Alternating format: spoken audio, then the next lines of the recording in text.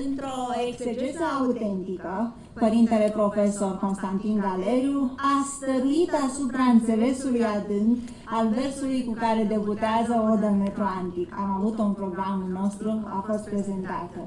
Nu credeam să învăț a muri vreodată.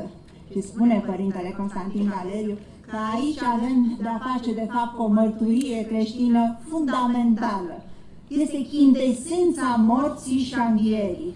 Căci ce altceva ar putea însemna a învăța să mori, dacă nu a învăța să trăiești cu nădejdea învierii. Asupra morții, românul autentic are o viziune optimistă. Moartea nu este durere, nu este disperare, ci doar calea de acces către veșnicie.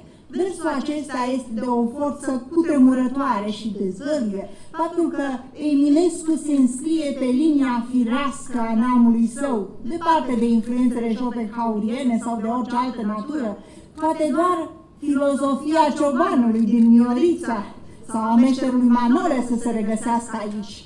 Transfigurarea morții pământene în nuntă cosmică sau ideea jertfei pentru creație sunt mituri care dovedesc atât seninătatea, total distinctă de resemnare, cât și responsabilitatea de care românul este capabil atunci când se aliniază tradițiilor sale fundamentale, arătând că în creștinism calea este de la moarte spre viață, iar iubirea este arvuna învierii.